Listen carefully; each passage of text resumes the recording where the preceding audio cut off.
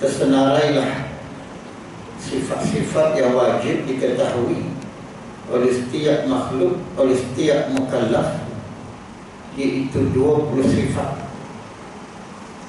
yang terkandung di dalam Quran dan juga hadis. Walaupun 20 sifat ini ada perbahasan ulama, ada setengah ulama mengatakan 13, bukan 20. Ala kulli hal, kesemua sifat-sifat yang kita belajar ini semuanya ada dalam Quran. Dan ianya dikupas oleh para ulama setakat mana yang diizinkan oleh syara.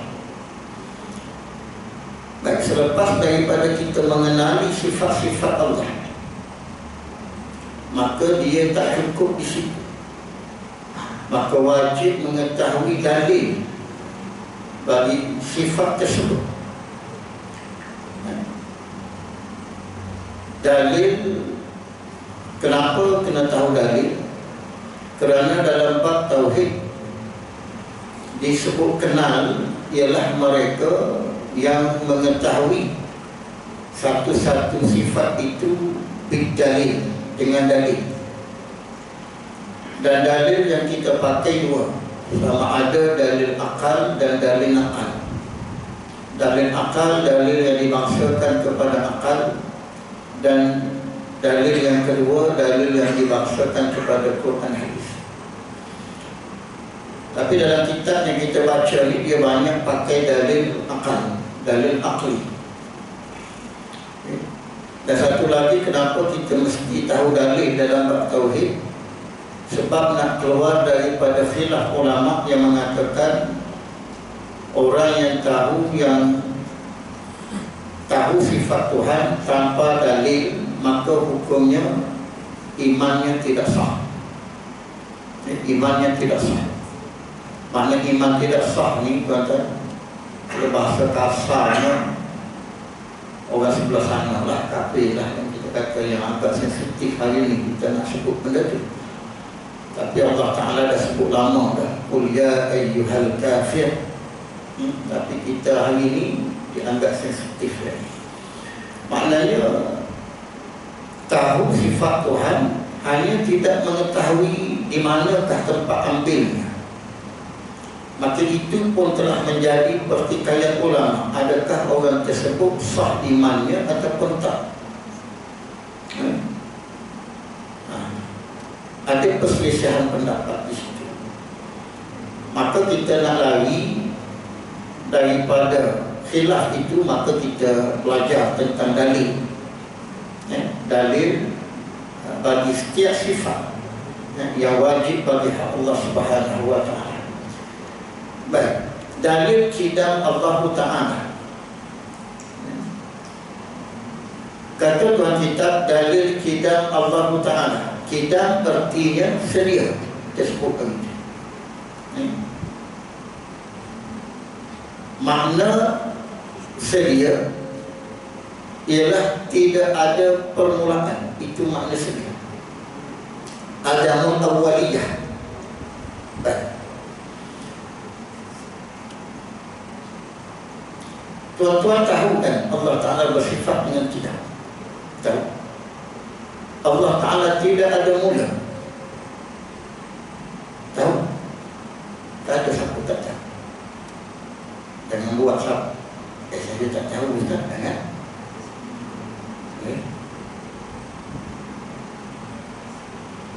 Baik, semua kita tahu Allah Ta'ala itu adamun awaliyah. Tidak ada permulaan bagi adanya. Baik, di manakah dalilnya? Apakah dalilnya? Allah ataupun yang kita sebut Tuhan, yang namanya Allah itu tidak ada permulaan. Manakah dalilnya? Maka di sinilah ulama datang untuk bantu kita. Maka kalau kita belajar dulu-dulu lah, contoh anak-anak kita yang belajar di kafal tu, dia sebutnya dalilnya alam ini. Dalilnya alam ini. Itu dalilnya. Dan itu bagi dalil anak anak-anak kita yang di sekolah kafah.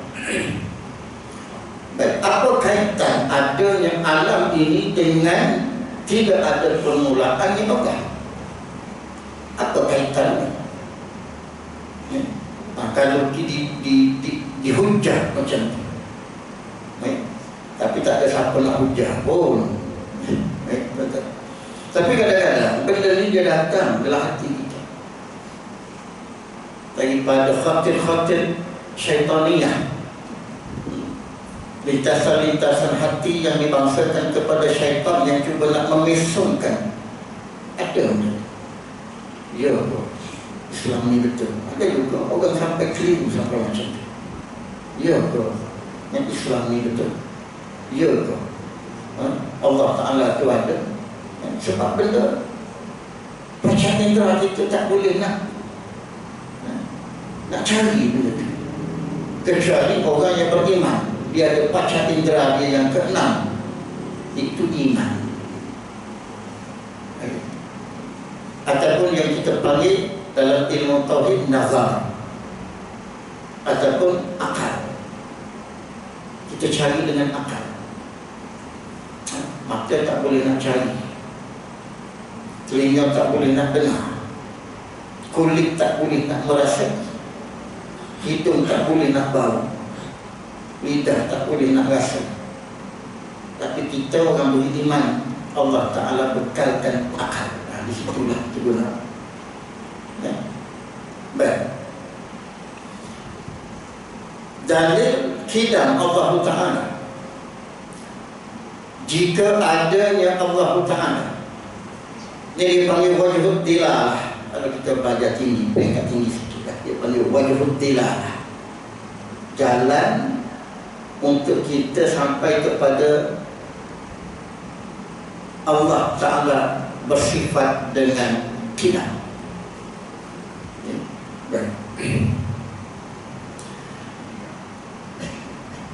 Jika adanya Allah Ta'ala itu baharu, ini takdir, fardu takdir. Baik, kalau Allah Ta'ala itu ada permulaan, itu mustahil, hanya nak bahas. Sebab kita yakin Allah Ta'ala itu bersifat dengan kidam, iaitu adamul awwaliyah, yang tidak ada permulaan. Baik, kalau Allah Ta'ala ada mula, contoh macam kita ada mula. Setiap makhluk ada mula. Kalau Allah Ta'ala itu ada mulanya, apa masalahnya? Apa masalah? Ini jalan untuk kita sampai kepada nak sabitkan. Kita sabit ke, kita tak sabit ke, Allah Ta'ala tetap bersifat dengan kidam itu. Itu pasti, itu yakin. Hanya kita nak tahqiqkan kepercayaan kita. Apa yang ada pada Allah itu kita nak percaya. Maka di sinilah perlunya dalil. Perlunya dalil.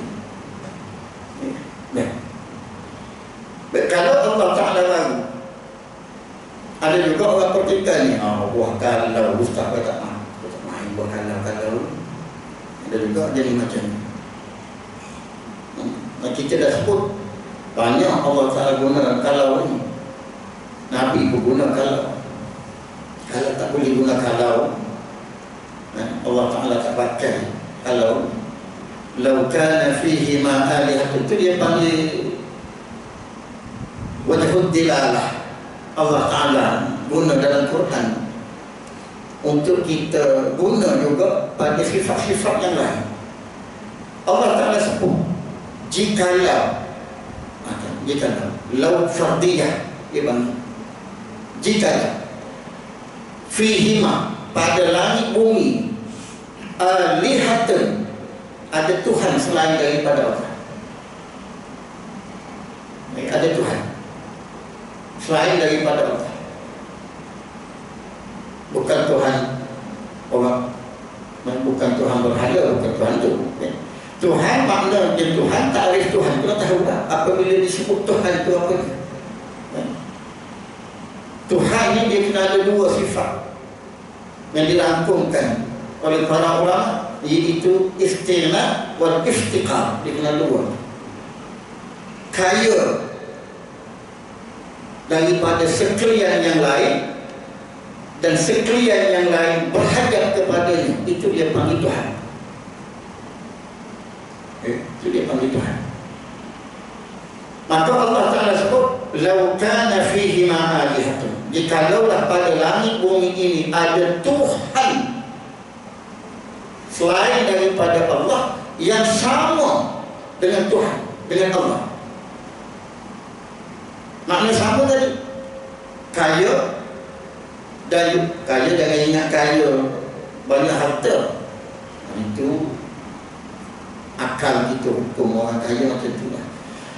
Tapi memang betul daripada satu sudut pun kaya Allah Ta'ala milik semua ni. Yang kita dalam bank 50 juta, 30 juta, kita orang 30 bilion, 60 bilion tu hak Tuhan lah ke tu kan. Kita ada perasan dengan kita punya, itu hak Allah lah. Baik, kalau pada langit bumi ini ada Tuhan selain daripada Allah, Allah Ta'ala kata apa? La fasadata. Nescaya la fasadata ni ulama tafsir menafsirkan salah satunya langit bumi ini tak ada. Itu makna la fasadata. Kalau ada dua Tuhan, itu maksudnya.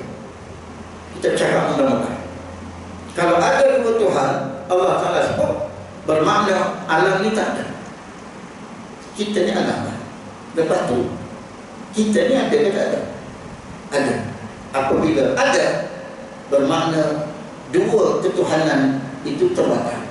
Betul? Maksudnya yang ada hanya Tuhan satu. Tuhan hanya ada satu. Sebab kita, Allah Ta'ala sebut kalau ada dua Tuhan, alam ini tak ada.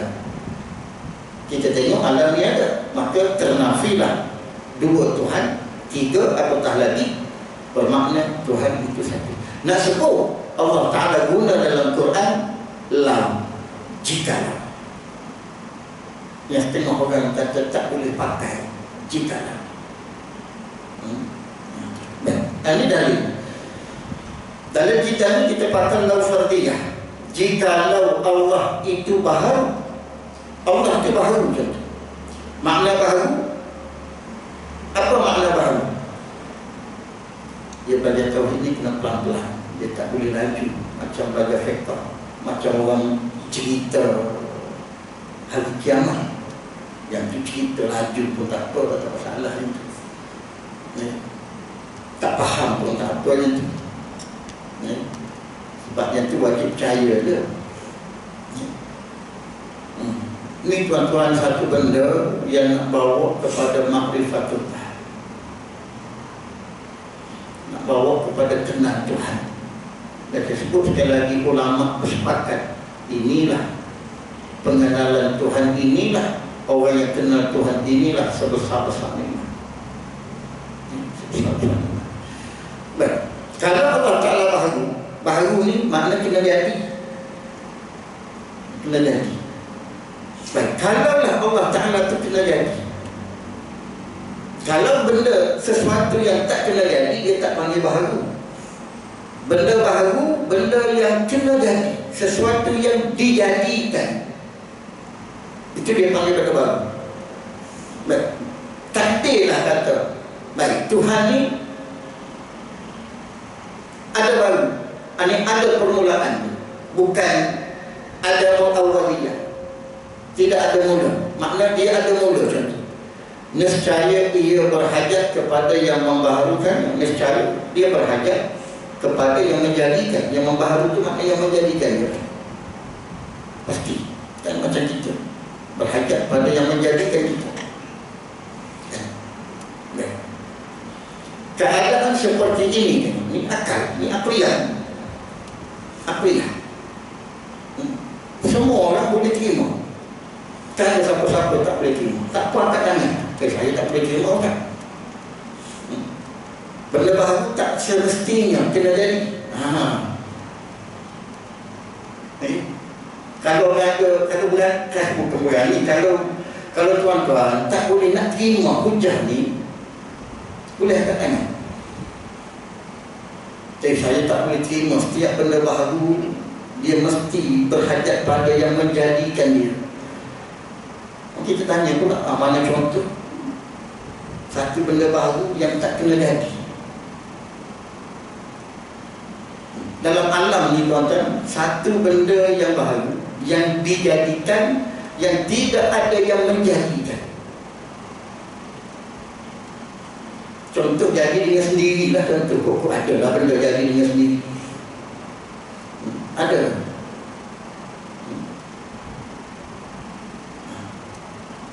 Makna dia itu makna setuju lah kot. Betul kan? Setuju dengan ulama atau setuju dengan saya, dengan pendapat ulama. Maknanya setiap yang baru pasti berhajat pada yang membaharukannya, yakni yang menjadikannya. Keadaan seperti ini adalah mustahil. Allah Ta'ala kena jadi, tak rasa mustahil. Kalaulah Allah Ta'ala itu kena jadi, ada yang menjadikan dia, kenapa kita tak kata yang menjadikan dia itu Tuhan? Kenapa kita kata Allah yang jadi Tuhan? Sebab dia kena jadi. Baru nampak kan?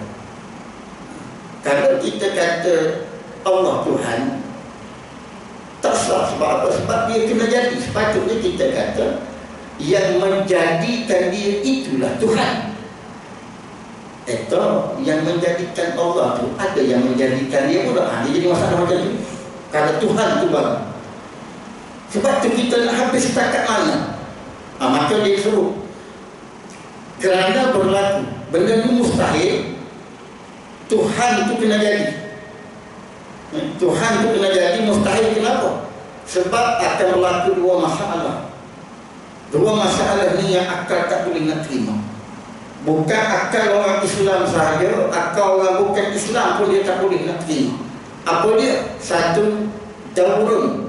Masalah akan jadi masalah daurun dia panggil. Apa daurun? Yakni berturutan ataupun berungkai ataupun berungkai itulah. Berkeliling. Mustahil kerana berlaku daurun, yakni berkeliling. Berkeliling ni macam ni. Dia berkeliling, dia ada dua. Ini dalam istilah ilmu, dia dua berkeliling. Dia panggil daurun musarrah. Tak apalah, tak pernah dengar tu, dengar lah. Dia tak faham tu pun buat faham je lah. Buat macam mana ilmu ni dia susah. Kalau ilmu ni senang, ramai dah jadi alim dah. Kita pun bukan alim pun, maknanya tumpang bila ulama sahaja. Dia akan jadi dua, daurun dan tasalsul. Kita sebut daurun. Daurun ni berkeliling. Berkeliling dia ada dua pula. Daurun musarrah. Yang kedua daurun mudmar.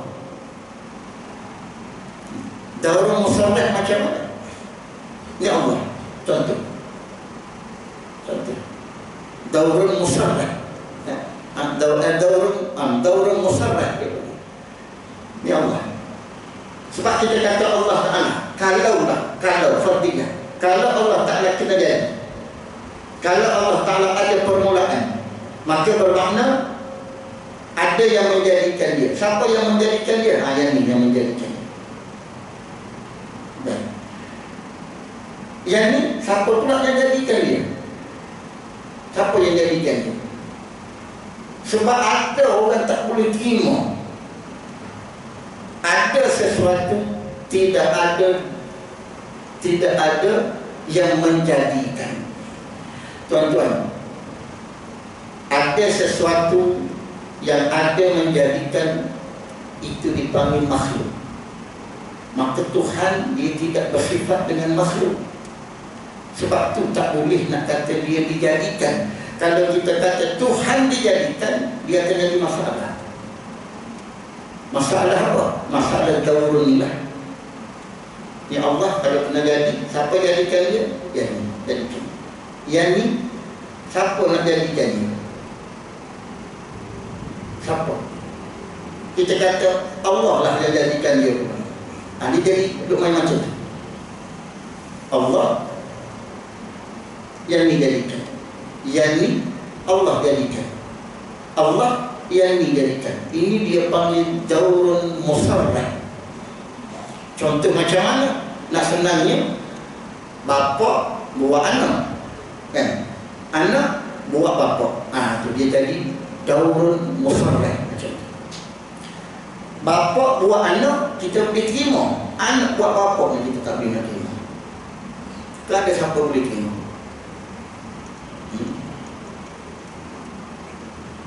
Siapa buat bapakmu? Kita buat ayah kita. Ada orang cakap ni. Maka dia jadi macam tu. Ini dia panggil daurun musarrah, 2 lapis. Kalau lebih pada 2 lapis, 3 lapis, 4 lapis, dia panggil daurun mudmar. Kita ambil ni lah senang. Kita ambil kita contoh. Datuk buat ayah, ayah buat anak, anak buat datuk. Dia berpusing macam tu. Itu dia panggil daurun mudmar. Lebih daripada 2 susunan, itu daurun mudmar. Itu pun mustahil. Akal tak boleh nak terima. Akal tak boleh nak terima. Dia tak kenal daddy lagi, tiba-tiba dia yang jadikan ayah dia. Macam mana macam tu? Ya. Ke siapa boleh terima? Tak tahu dah. Kalau ada siapa-siapa boleh terima. Ini benda clear. Benda clear. Kalau boleh terima, terima. Kalau tak boleh terima, tak terima pun tak apa. Tapi ingat, mesti tak terima tu, hujah tak terima tu mesti kena ada dalil. Mesti kena ada dalil. Yang kedua, dia akan jadi masalah tasalsul. Kalau Tuhan ni baru, kalau Tuhan ni kena buat. Tadi daurun, dia berputar. A jadi B, B jadi C, C jadi A. Dia jadi macam tu, berputar macam tu. Itu akal tak boleh terima. Ayah buat anak, anak buat ayah, tak boleh terima. Dan benda tak ada macam tu, akal tak boleh nak terima. Sebab tu dia panggil mustahil. Yang kedua, tasalsul. Tasalsul ni dia berantai. Berantai, tak habis. Tak habis.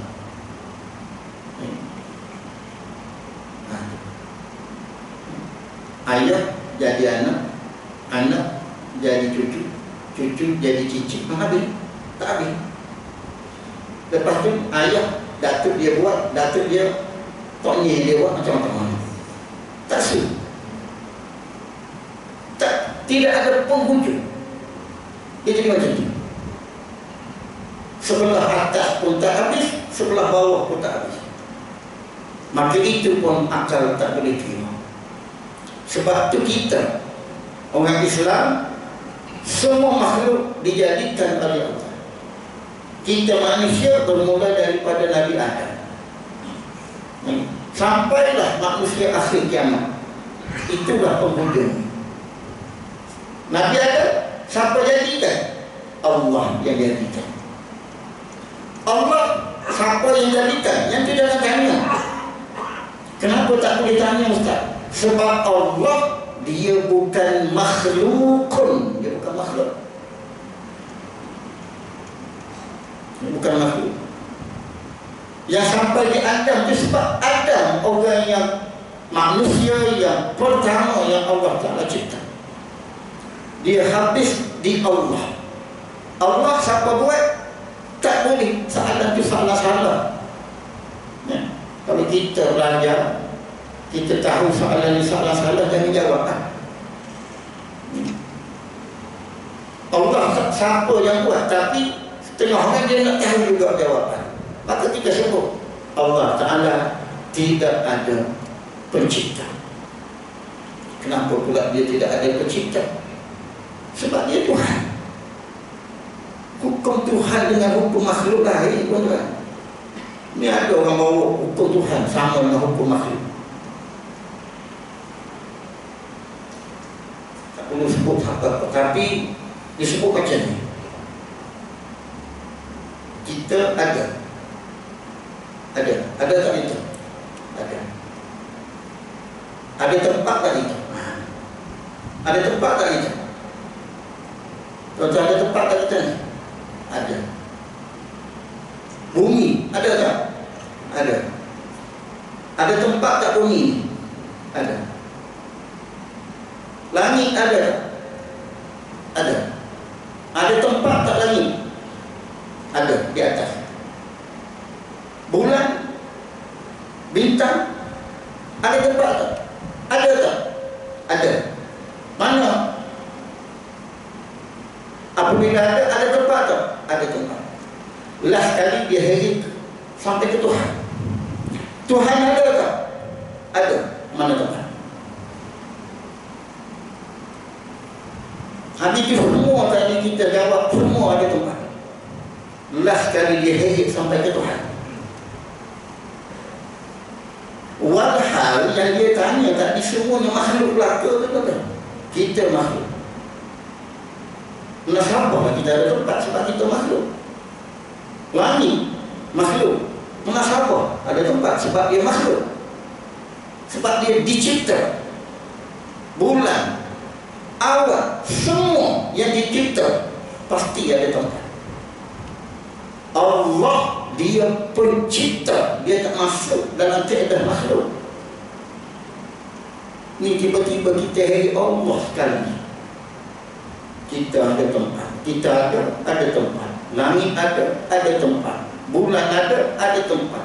Allah ada, takkan tak ada tempat. Ni setengah orang keluar fatwa macam betul macam tu sifri dia. Yang Allah bawa sifri tadi, sifri makhluk. Kenapa heret dengan Tuhan sekali ya? Itu yang tak betul di sini. Tapi bagi kita orang yang tak diajar benda ni, tuan-tuan, betul juga. Semua ada tempat. Tak Tuhan ada, tak ada tempat. Ada orang sampai fikir macam tu. Fikir yang salah. Sama.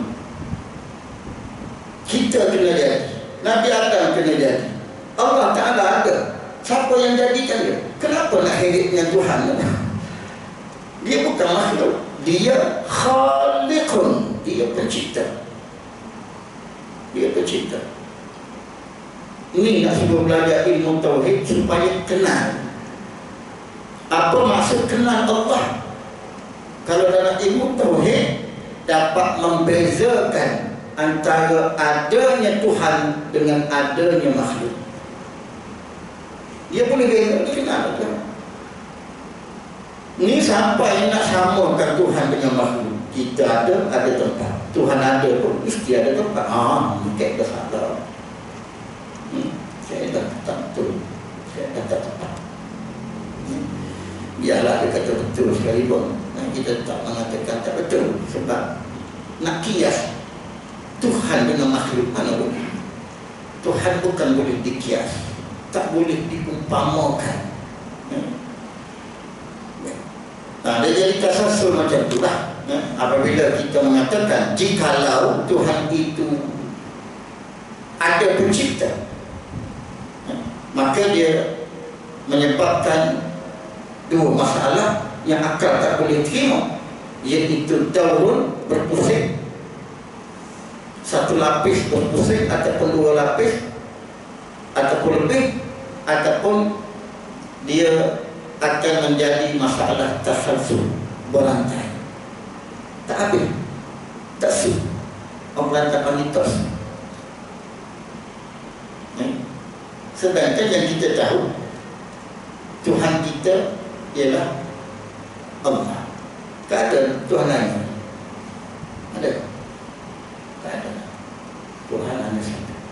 Qul, kata olehmu ya Muhammad, Allah, bermula Allah itu ahad. Maka dari akal ini nak menguatkan, dari nakal tu lah. Dari nakal tu dah kuat tak? Nak kuat, maka kita pakai dari nakal ya. Habis ke situ. Kedua-dua itu, yakni daurun dan tasalsulun, itu mustahil. Dan apabila sabit kidamnya, apabila akal kita tak boleh nak terima Tuhan itu ada pencipta. Kenapa? Sebab dua masalah tadi. Dia akan timbul dua masalah. Kalau Tuhan itu kena jadi, dia akan timbul masalah daurun dan dia akan timbul masalah tasalsul. InsyaAllah faham betul. Baik, apabila mustahil kedua-dua itu, maka sabitlah, yakni semoti. Sabit itu semoti. Ini tu guru bagi makna macam ni. Kita belajar dengan tu guru Thailand, dia bagi makna macam tu, kita pun kena ikut macam tu. Tapi kalau bahasa kita tetaplah qidam Allah Ta'ala. Tapi dia sebut semoti. Nah, ini perbahasannya agak dia tak payah, dia hanya kita tak biasa dengar, itu saja. Ilmu tauhid ni orang bahasnya agak mendatar saja. Tapi sejak akhir-akhir ni ada para ustaz yang agak bahasannya agak ke depan. Maknanya inilah yang sepatutnya kita ajar, kita beritahu masyarakat. Sebab apabila kita tak sebut benda ni, masyarakat makin hilang ilmu kenal Allah Ta'ala. Hanya dia bukan itu. Allah Ta'ala ada, Allah Ta'ala bersifat kita, mustahil Allah Ta'ala ada permulaan, dalilnya alam ini. Kalau kita iktiraf, kita kritik di dalil itu, dia memang kena kabullah di situ. Dia tak boleh nak hujah. Itu peringkat orang awam macam kita lah. Tapi ala kulli hal, takkanlah kita nak sentiasa awam dalam bab ilmu, tambah-tambah lagi dalam bab mengenal Allah. Dalam bab mengenal Allah, tambah-tambah ni kita di akhir zaman ni tuan-tuan nak kenal Tuhan. Persiapan kita. Orang tu sibuk dengan semua jadi tanda akhir zaman belaka ini orang. Orang Palestin pun mau tanda akhir zaman. Tak apalah, betul lah kita doa akhir zaman. Yang masalahnya kita buat apa? Kita tahu kita hidup akhir zaman, lepas tu kita buat apa? Macam pun lagi nampaknya. Ngaji Quran habis satu juz cari tak habis. Itu dia kedai kita. Akhir zaman dah kita, tanda akhir zaman dah kita. Tak ngaji juga balik rumah pun. Kenal Tuhan tak kenal juga. Sepatutnya apabila kita tahu ni nampak dah tanda ni nampak kita ni akhir dah, persiapkanlah diri kita. Tak kenal Tuhan, belajar sampai kenal Allah Subhanahu Wa Taala. InsyaAllah, mudah-mudahan tuan-tuan tak apalah sikit-sikit pun, qalilan fasarat jalan. Mudah-mudahan untuk persiapkan diri kita sebelum Allah Ta'ala panggil kita. Sebab itu kata ulama, jangan kamu mati sebelum daripada kamu mengenal Allah. Maka kenal dia ada dua. Satu, jalan syar'i bil ta'allum. Yang kedua, bin nur. Yang kita naknya. Yang ni tangga dia. Yang kita duduk belajar ni, dia panggil kenal Allah Ta'ala dengan jalan belajar sebagai tangga untuk mendapat ma'rifatu bin nur. Ma'rifah dengan nur Allah Ta'ala, seperti mana yang Allah Ta'ala hadiahkan kepada orang Palestin. Jadi kita nak rumah anak, isteri mati, anak mati, suami mati, keluar daripada mulut, alhamdulillah. Ini orang yang makrifatnya tinggi di sisi Allah. Sebab tu dari sudut pandang positif orang tasawuf, Sebab tu Allah Ta'ala beri hadiah pada dia, iaitu hadiah mati syahid, mati yang paling mulia di sisi Allah. Kita tak ada. Maka ala kulihat belajarlah untuk kenal Tuhan. InsyaAllah Allah Ta'ala hadiahkan kita dengan perkara yang paling istimewa di sisi Allah. Mudah-mudahan yang baik datang daripada Allah.